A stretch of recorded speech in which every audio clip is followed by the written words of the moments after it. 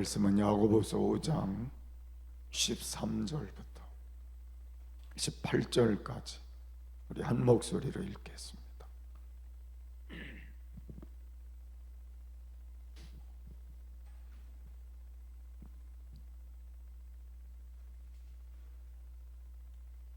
너희 중에 고난당하는 자가 있느냐? 저는 기도할 것이요.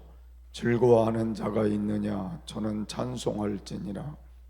너희 중에 병든 자가 있느냐? 저는 교회의 장로들을 청할 것이요. 그들은 주의 이름으로 기름을 바르며 위하여 기도할지니라. 믿음의 기도는 병든 자를 구원하리니 주께서 저를 일으키시리라. 혹시 죄를 범하였을지라도 사하심을 얻으리라. 이러므로 너희 죄를 서로 고하며 병 낫기를 위하여 서로 기도하라. 의인의 간구는 역사하는 힘이 많으니라. 엘리야는 우리와 성정이 같은 사람이로되 저가 비 오지 않기를 간절히 기도한즉 3년 6개월 동안 땅에 비가 아니오고 다시 기도한즉 하늘이 비를 주고 땅이 열매를 내었느니라. 아멘. 우리 함께 인사하겠습니다. 할렐루야. 능력 주시는 자 안에서 모든 것을 할 수 있습니다. 아멘. 오늘은 기도할 수 있는데 라는 제목으로 여러분과 말씀을 나눌 것입니다. 기도는 성도들의 자본이다, 그렇게로 볼 수 있습니다. 우리가 구하라 주실 것이요 찾으라 찾을 것이요 두드리라 열릴 것이라고 하신 이 말씀은 우리에게 보증수표와 같은 것임을 알 수 있습니다. 주님이 그 말씀을 우리에게 주시면서 믿음으로 사는 사람은 이 말씀을 자본으로 삼고 살아라. 그러니까 우리가 세상을 살 때 구할 수밖에 없는 상황이 생기고 찾을 수밖에 없는 상황이 생기고 두드릴 수밖에 없는 상황이 생길 때 우리의 자본은 여기에 있다는 걸 예수님 말씀하셨다는 겁니다. 그래서 나는 세상 사람보다 우리가 더 행복하다고 느끼는 건 자본이 있으니까, 여기서 꺼내 쓸 수가 있는 자본이 있으니까 그게 우리의 행복일 수도 있습니다. 그래서 저는 기도는 마치 전기의 전원과 같다, 그렇게 볼 수도 있습니다. 전원이 있어도 스위치를 눌러 켜지 않으면 내게 되질 않고 내게 유익을 가져오지 않습니다. 그래서 오늘 우리가 아무리 하나님의 능력이 크다 하더라도 여러분들에게 주어진 것은 기도라는 전원이 있어야 되는 겁니다. 기도라는 전원이, 하나님이 안에 있는 전원을 기도라고 하는 스위치를 눌러서 켜야 그것이 내게 되는 것이라는 겁니다. 그래서 나는 여러분들이 오늘 하나님 앞에 말씀을 늘 붙들고 자본을 잘 활용하자, 그 말이에요. 그래서 성경은 항상 기도하라는 말씀도 우리에게 해주시고 쉬지 말고 기도하라는 말씀도 해주십니다. 이건 우리에게 일생을 두고 뗄래야 뗄 수 없는 관계를 갖고 있는 게 기도라는 걸 우리에게 말씀하는 내용이기도 합니다. 그래서 어떤 분들은 기도는 아침에 여는 열쇠고 밤에 잠그는 자물쇠와 같다, 그렇게 표현하기도 했습니다. 그래서 우리가 이 땅을 사는 동안 기도는 이와 같이 소중한 것이다 하는 걸 늘 마음속에 담고 기도 생활을 우리가 늘 하는 것이 더 중요하리라고 생각합니다. 기도는 어쩌면 또 하나님이 우리에게 주신 능력을 얻는 길이기도 합니다. 우리가 다른 것으로는 하나님의 능력을 내가 얻을 수 없지만 기도하면 능력을 얻게 됩니다. 그래서 우리의 힘으로 할 수 없는 부분들을 그 능력으로 할 수 있게 되는 거예요. 그래서 하나님이 우리에게 기도하면 영적으로도 능력을 주시도록 그렇게 돼 있어요. 그래서 나는 저도 마찬가지고 여러분도 이제부터라도 또 기도 열심히 해서 능력 받자는 거예요. 그래서 능력 있는 삶을 가지고 살아가면 얼마나 좋을까. 저희 어머님이 굉장히 순하십니다. 그리고 수줍음이 많으신 어머니인데 우리 어머님이 어느 날 기도하다가 너무 은혜가 충만케 임하니까 능력이 왔어요. 근데 우리 아버님 아프실 때 아버님이 5분마다 이렇게 통증이 오는 그 과정이 있었어요. 근데 우리 어머님이 아버님 등에다가 딱 손을 얹고 기도하면 등짝에 꺼멓게 탈 정도로 그렇게 능력이 있었는데 하나님 나라에 부르시려니까 때가 돼서 가셨지만 그 기도의 능력이 있으시더라고요. 그래서 제가 지금도 깨닫는 건 우리가 기도하면 누구에게든지 하나님의 능력이 임할 수 있다는 거죠. 그래서 저도 마찬가지고 여러분도 기도하면서 문제를 풀어가고 그 능력으로 병도 치료받고 그 능력으로 우리의 삶이 더 복된 길에 세워지는 은혜가 있었으면 더 좋겠습니다. 그리고 기도는 우리가 살아가는 동안 파이프와 같다, 그렇게 볼 수도 있는 게 수원지라고 하는 곳에서 물이 이렇게 공급이 되어 내려올 때에 가정에 들어오는데 그 양은 다를 수 있어요. 그죠? 많을 수도 있고 적을 수도 있지만 여러분들이 그 파이프에 연결되어 있고 그리고 그것을 공급받기 위해서는 내가 물을 틀어야 되잖아요. 그와 마찬가지로 오늘 기도는 하나님이 우리에게 무한한 걸 공급해 주시는 그걸 트는 것과 같은 거예요. 그래서 그걸 내 것으로 받아들이는 거죠. 그게 클 수도 있고 작을 수도 있고. 그래서 여러분이 이런 기도를 늘 머릿속에 탁 두시고 자본이다. 기도는 자본이구나. 성경에 보니까 기도하면 이렇게 해주신다는 게 다 자본이구나. 아멘이죠. 예, 기도는 우리에게 응답 주시겠다는 게 다 자본이잖아요. 또 여러분들이 기도를 하면서 늘 느끼는 건 방법은 뭐예요? 항상 쉬지 말고 성경이 말씀한 대로 기도하다 보면 그 은혜가 끊임없이 지속될 수 있잖아요. 기도는 능력이니까 여러분들이 기도하면서 하나님의 능력을 힘입어서 능력 있게 살게 되는 것이고, 그리고 여러분이 스위치를 켜듯이 파이프에 연결된 부분을 여러분의 것으로 하나님의 은혜를 힘입을 수 있으니까 기도는 늘 하는 것이 맞다, 그렇게 생각하시고 기도의 삶을 통해 승리하는 귀한 은혜가 있기를 바랍니다. 오늘 본문으로 들어가서 보면 그러면 기도는 언제 해야 되느냐는 거예요. 오늘 성경은 우리에게 이렇게 말씀하고 있어요. 13절에 보니까 너희 중에 고난당하는 자가 있느냐? 저는 기도할 것이요. 근데 신기한 건요, 다 평안한 것 같은데 고난 없는 집은 없더라고요. 그 속에 들어가 보면 다 고난이 있어요. 남들이 모르는 것도 있더라고요. 그래서 나는 그렇게 생각해요. 저라고 고난이 없겠어요? 저도 고난이 있어요. 말 못할 고난도 있어요. 그런 고난을 겪어가면서 우리가 살고 있는 거잖아요. 근데 그 고난을 겪어가면서 우리가 느끼는 게 뭐예요? 힘드니까 때로는 절망할 수도 있고 낙심할 수도 있는데, 오늘 성경이 우리에게 가르쳐 주는 건 고난 당하는 자가 있느냐? 저는 뭐 할 것이요? 기도할 것이요. 그래서 제가 힘들 때 제가 하나님 앞에 지금 엎드리는 마음이 뭐냐면 기도를 더 해야 되겠다는 게, 그게 바른 신앙이 아닐까요? 힘들수록 더 기도를 해야 되겠다, 더 깊이 해야 되겠다, 더 많이 해야 되겠다, 그게 바른 신앙이잖아요. 그래서 고난당할 때에 우리가 기도하는 양을 늘리고 또 기도를 깊이 하고 또 하나님과의 관계성을 더 깊이 갖게 되면 고난의 문제를 피해갈 수도 있고 고난이 해결될 수도 있고 고난을 넘길 수도 있잖아요. 그래서 우리가 고난을 당할 때 낙심만 안 하면 돼요. 뭐만 하면 돼요? 기도만 하면 돼요. 뭐 하지 말고 낙심하지 말고. 그래서 오늘 저와 여러분이 이 말씀을 붙들고 이제부터 내가 남 모르는 뭐가 있다 하더라도 뭐 하자? 기도하자.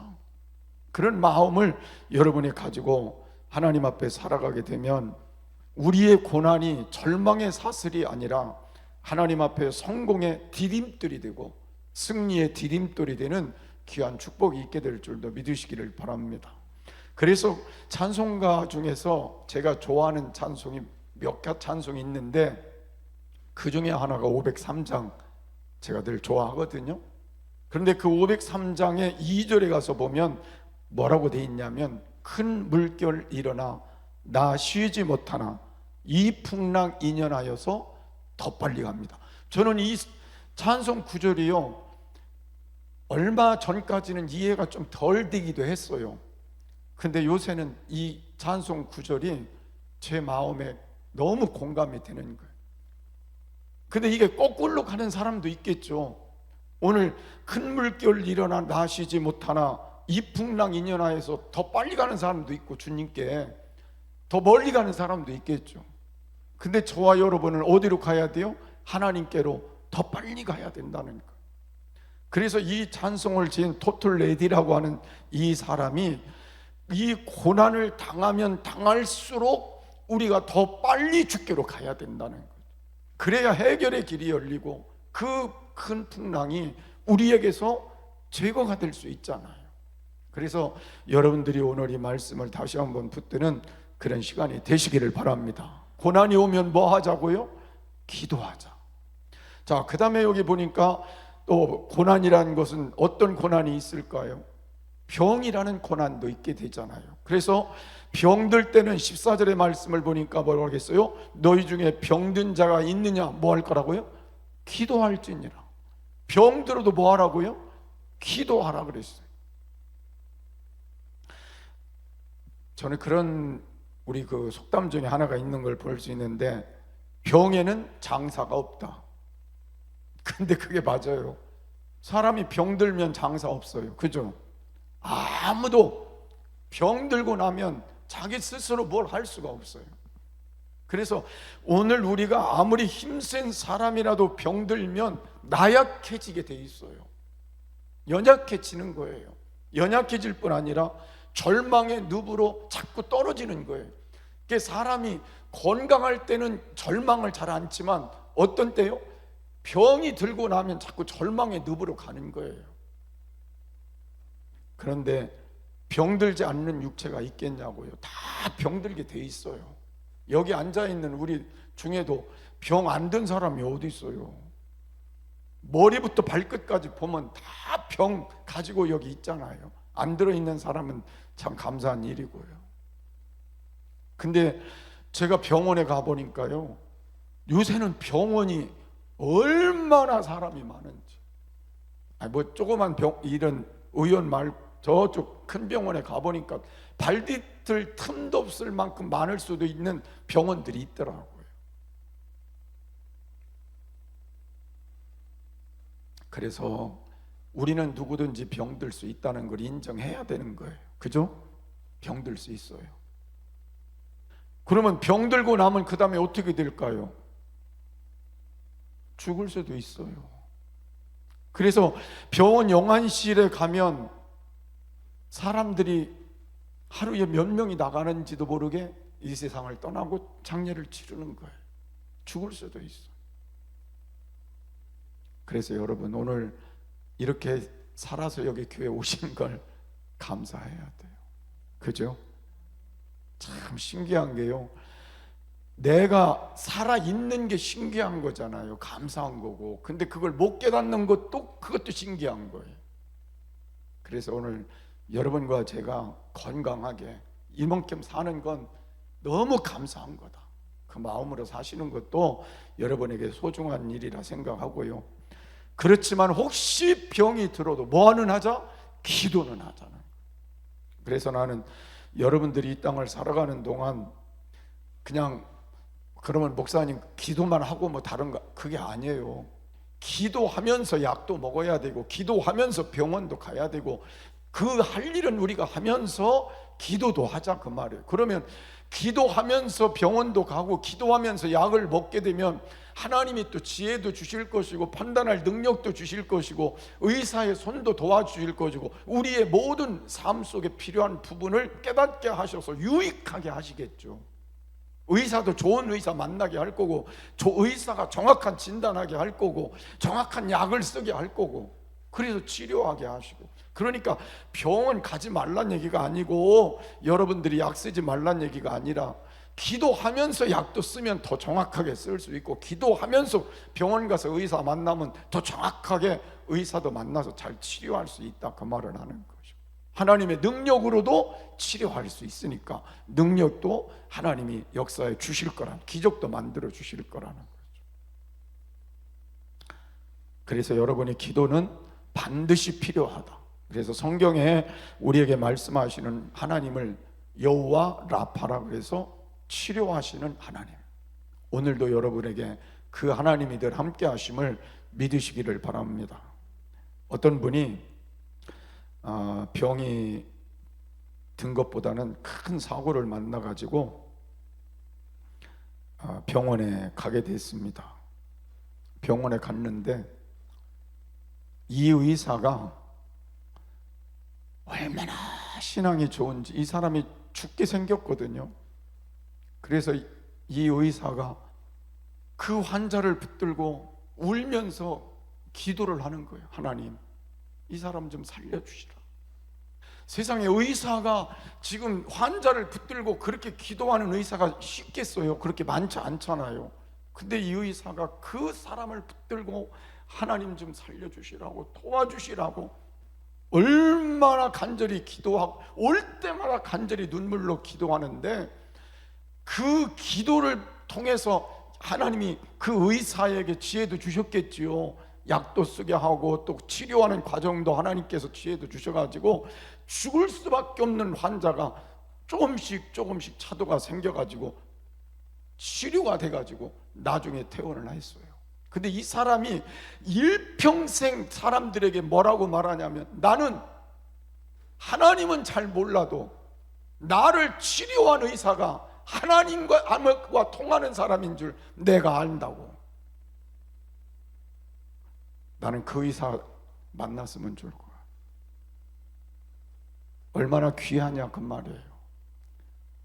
하나님 앞에 자기가 그 신앙을 가지고 자기도 할 수 있는 부분도 있고 못할 부분이 있으니까 의사가 하나님 앞에 간절히 눈물로 기도해 주는 그 의사가 얼마나 귀하냐고요. 나는 여러분, 오늘부터 하나님 앞에 우리가 사랑하는 가족들, 사랑하는 자녀들을 위해서도 영적으로, 마음으로, 육체로 혹시 부족하면 우리가 뭐 해야 돼요? 눈물로 간절히 기도하면 하나님이 죽을 사람도 살려주시는데, 오늘 우리의 기도를 안 들어주시겠어요? 하자 그 말이에요. 아멘. 그래서 여러분, 병든 자가 있느냐 뭐라고요? 저는 기도할 것이요. 영적인부터 우리의 정신, 마음, 생각, 그리고 육체까지 위해서 기도하다가 하나님 안에서 좋은 결과를 얻는 축복이 여러분들 속에도 있기를 바랍니다. 어떤 때 또 기도해야 되느냐 하면 17절에 있는 말씀을 보니까 위기를 만났을 때 기도해야 된다 그랬어요. 17절 말씀에는 엘리야는 우리와 같은 성정이 같은 사람이로되 저가 비 오지 않기를 간절히 기도한즉 3년 6개월 동안 땅에 비가 아니 오고 그랬습니다. 다시 기도한즉 하늘이 비를 주고 땅이 열매를 내었느니라. 열왕기상 18장에 있는 말씀, 그 핵심을 거기다 담아낸 거죠. 여러분, 우리에게 가장 인생 속에 문제가 뭐예요? 뭐 비가 안 와서 문제가 아니에요. 인생에도 뭐가 있다는 거예요? 가뭄이 있다는 거예요. 가뭄이 뭐예요? 모든 게 말라지고 제대로 공급이 안 돼서 제대로 모든 것들이 해결이 되지 않는 상황이 우리에게도 올 수 있다는 거예요. 그런 가뭄이 올 때 우리가 뭐 하자고요? 기도해야 된다는 거예요. 근데 지금 여기 있는 말씀을 우리가 잘 보면 엘리야는 하나님 앞에 기도해가지고 응답을 두 가지를 받잖아요. 하나는 뭐예요? 비가 아니 오고, 하나님이 살아계심을 증거하는 하늘에서 불이 내리는 역사를 만들고, 그 다음에 후에는 뭘 만들어요? 땅에 비가 3년 반 동안 다시 안 내리던 땅에 비가 오고. 근데 17절에 이 기도를 뭐라고 표현을 했느냐면 간절히 기도한즉 그랬어요. 나는 여러분이 하나님 앞에 기도할 때 형식적인 기도보다는 간절한 기도가 필요하지 않을까. 그래서 오늘 위기를 만나면 그 자기도 모르게 간절해지긴 해죠. 그죠? 위기를 안 만났을 때 기도와 위기를 만났을 때 기도는 다르잖아요. 그렇죠? 내가 병이 있을 때 기도와 병이 없을 때 기도는 다르잖아요. 내가 암에 걸렸을 때 기도와 암이 안 걸렸을 때 기도는 다르잖아요. 그렇죠? 자식이 아플 때와 안 아플 때 기도 다르잖아요. 위기를 만날 때 우리는 뭐가 필요해요? 간절함. 그래서 여러분, 저도 간절한 마음, 여러분도 간절한 마음이 자신도, 가정도, 교회도 그 마음이 함께 전달되는 기도가 좀 필요하다는 거죠. 여기 간절한 기도라고 하는 건 끈질긴 기도를 하잖아요. 끈질긴, 그냥 하루 이틀 하고 많은 기도가 아니라 언제까지요? 응답을 주실 때까지 끈질기게 기도하는 게 필요한 것이고, 그 다음에 응답이 될 때까지 지속적으로 하는 기도가 필요하다는 거죠. 그래서 비가 내리기 직전에 엘리야가 기도한 걸 보면 자기 하인에게 뭐라고 그랬어요? 저 바다 쪽을 가서 바라봐라. 한 번, 두 번, 세 번. 그러면 우리 보통은 한 세 번쯤, 그러면 그 다음에 어떻게 돼요? 아이, 그만해야지. 응답도 안 해주시고 뭐 보이지도 않는데, 맑은 하늘만 보이는데 뭐가 되겠어? 그리고 기도 안 할 수도 있죠. 근데 또 몇 번 가요? 네 번, 다섯 번, 여섯 번. 언제까지 갔어요? 일곱 번. 그랬더니 저쪽에 뭐가 보였어요? 손바닥만한 구름. 그러고 엘리야의 고백이 뭐예요? 큰 비가 내릴 거니 빨리 왕이여 가십시오. 빨리 가십시오. 그 믿음, 그게 플러스 되니까 그 다음에 뭐가 내렸어요? 3년 반 동안 비 오지 않던 땅에 비가 쏟아진 거죠. 우리 교회가 그렇게 됐으면 좋겠어요. 정말 가무는 땅에 해결할 수 없는 상황 속에 해결의 길이 열리고, 여러분 가정에 그 비가 내렸으면 좋겠고, 여러분 사업에도, 여러분 자녀들에게도 그런 비가 내렸으면 좋겠어요. 오늘 하나님은 우리에게 좋은 것 주길 원하시고 기도 응답 주기를 원하시기 때문에 우리 보고 뭐라고요? 기도해라, 기도하라는 거예요. 그래서 우리 모두 하나님 앞에 기도에 대한 것만은 여러분이 마음속에 두고 이제 기도를 시작하는 출발점이 됐으면 좋겠어요. 어디서든지 하루에 얼마든지 시간을 좀 정해서 기도하고, 그렇게 하면서 영적으로 하나님과의 교제가 더 깊어지는 자리까지 가시는 그한 은혜가 있기를 바랍니다. 자, 그 다음에 어떻게 기도할 것인가에 대한 말씀을 15절에 다 같이 한번 읽어보겠습니다. 시작. 믿음의 기도는 병든 자를 구원하리니 주께서 저를 일으키시리라. 자, 기도는 여기에 두 가지를 소개하고 있는데, 첫 번째가 뭐예요? 기도는 반드시 믿음으로 해야 된다는 거예요. 믿음으로 해야 된다. 믿음 없는 기도는 뭐와 같을까요? 좀 미안해요. 염불하는 거랑 같아요. 절간에서 염불하는 사람이 무슨 소리 하는지도 자기도 모르고 그냥 하는 거예요. 우리가 기도할 때 믿음 없이 기도하는 건 다 뭐예요? 중언부언하는 기도와 똑같죠. 의미가 없어요. 반드시 한 번을 기도해도 뭘로 기도해야 돼요? 믿음으로. 여기에 믿음이 와지게 기도해야 된다는 거예요. 믿음이 있는 기도는 하나님의 역사를 끌어내릴 수 있거든요. 응답이 오게 돼 있고요, 역사가 일어나게 돼 있잖아요. 근데 우리 기도에 뭐가 없어서요? 믿음이 없어서, 믿음이 부족해서 하나님의 역사가 우리 안에 강하게 충만하게 임하지 않을 수도 있잖아요. 그래서 반드시 기도는 무슨 기도를 해야 된다? 믿음의 기도를 해야 된다. 그러면 믿음의 기도는 어떤 역사가 일어나요? 병든 자가 구원받는다. 구원받는다는 건 뭐예요? 고침 받는다는 거잖아요. 병든 자가 고침 받는다. 근데 이게 하나님 앞에 우리가 이렇게 신앙생활을 해보지만, 지금은 우리가 이런 걸 별로 체험이 잘 안 돼서 잘 모르겠지만, 제가 어려서부터 제가 성장하는 과정까지는 진짜 교회에서 기도하고 막 예배드리고 찬송 부르고 그러면 병 났을까요? 안 났을까요? 다 났어요. 그래서 지금도 그 시대나 그때나 지금이나 똑같이 하나님이 다른 하나님은 아니잖아요. 그래서 오늘부터 뭐 하자는 거예요? 믿음으로 기도하자. 아멘. 그러면 하나님이 병든 자를 어떻게 하시고요? 구원하시고, 주께서 저를 어떻게 하고요? 일으키시리라. 아멘. 그 믿음은 갖고 다시 해보자, 그 말이에요. 그래서 여러분, 이제 하나님 앞에 우리가 신앙생활을 하면서 이제는 체면이 뭐가 중요해요. 하나님 앞에 기도하는 건 하나님과 나 사이잖아요. 그러니까 뭘만 가지고?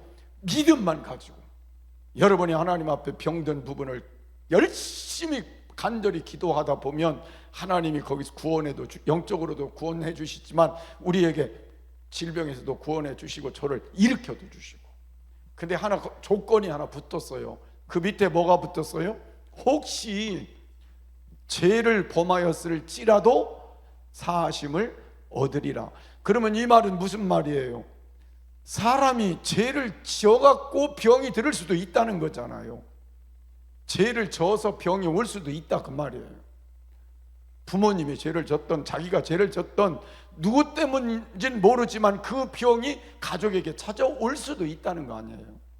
그래서 여기 말씀이 뭐예요? 죄를 범하였을지라도 사하심을 얻기 위해 그 뒤에 또 뭐라고 말씀하시고 있어요? 서로 병 낫기를 위해서 어떻게 하라고요? 기도하라. 그러니까 우리가 서로 하나님 앞에 중요한 건요, 이제 나의 잘못, 상대방의 잘못, 그런 것이 내가 할 일이 아니라 스스로 나를 돌아보는 게 중요하라는 거예요. 나를 돌아보아서 내가 뭐가 문제점이 있는지, 뭐가 잘못되어 있는지, 하나님과의 관계가 뭐가 잘못되어 있는지, 내가 신앙생활에 사랑과의 삶 속에 뭐가 잘못되어 있는지를 하나님 앞에 철저하게 내놓고 어떻게 하자는 거예요? 해결하자는 거예요. 그럼 이게 우리말로 표현하면 뭐예요? 회개부터 하라는 거예요. 그 다음에 서로 잘못된 것들을 어떻게 하라고요? 가서 용서를 빌고 그 문제를 해결하라는 거예요. 그렇게 하면 하나님께서 사하여도 주시겠다. 하나님이 사해 주신다는 말의 의미는 뭐예요? 용서해 주시는 결과가 뭐예요? 병든 자를 구원하시고 일으켜 주시는 결과를 만들어 주시겠다는 거죠. 그러면 오늘부터 우리가 이제 해야 될 일이 뭐예요? 하나님과 나 사이를 되돌아보는 거예요. 나 자신을 다시 되돌아보는 거예요. 우리는 아무도 몰라요. 우리가 이렇게 멋지게 와서 앉아 있지만 우리는 여러분 어떻게 살고 있는지 몰라요. 누구는 아셔요. 하나님은 아시니까 하나님 앞에 우리를 다시 적나라하게 정말 내놓고 깊이 있게 하나님과 나 사이의 문제를 해결하자는 거예요. 그리고 하나님께서 나에게 이 역사를 만들어 주실 수 있는 믿음을 갖자는 거예요. 아멘. 이 속에 그게 없으면 믿음이 올 수가 없잖아요. 그래서 혹시 죄를 범하였을지라도 회개하고 서로 고하고 그리고 서로 용서하고 하나님이 나를 용서해 주는 믿음을 내가 갖게 되면서 그 믿음으로 기도하면 하나님께서 우리를 일으켜 주시고 구원해 주시고 그런 은혜를 베풀어 주시게 된다는 걸 믿으시길 바랍니다. 아멘. 제가 40년 이제 목회 정리를 하게 되는데 제가 가만히 생각해 보면 참 부족한 목사잖아요. 근데 하나님이 여기까지 그나마 이렇게 이끌어 주신 건 제가 잘해서가 아니고 다 여러분의 기도 덕분에 이렇게 제가 마무리할 수 있는 거잖아요. 그래서 나는 하나님 앞에 가장 중요한 건 기도밖에 없다 그렇게 생각해서 오늘 이 말씀을 선택해서 한 번 더 드리는 거예요. 그래서 오늘부터 이제 우리가 살아가는 동안 정말 내가 다른 건 못해도 우리 가정에 기도로 내가 한번 우리 가정을 잘 세워가야 되겠다. 우리 자녀들에게 내가 기도의 버팀목이 돼서 우리 자녀들을 잘 세워야 되겠다. 우리 교회에 기도의 버팀목이 돼서 우리 교회를 잘 세워야 되겠다. 이런 마음으로 다시 한번 하나님 앞에 세워지면 어쩌면 우리 교회도 좋게 또 새롭게 성장 길을 가게 될 것이고, 가정도 다시 그렇게 세워질 것이고, 자녀들도 그렇게 세워질 것이고, 우리 삶의 미래가 더 복된 삶으로 나가게 되는 귀한 은혜가 있게 될 줄로 믿습니다. 그래서 오늘 너희 중에 뭐라고 그랬어요? 병든 자가 있느냐? 뭐 할 것이요? 기도할 것이요.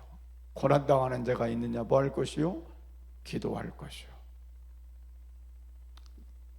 제가 다른 말씀 더 안 드려도 우리는 뭐 하면 된다고요? 기도하자. 출발하시기를 바랍니다.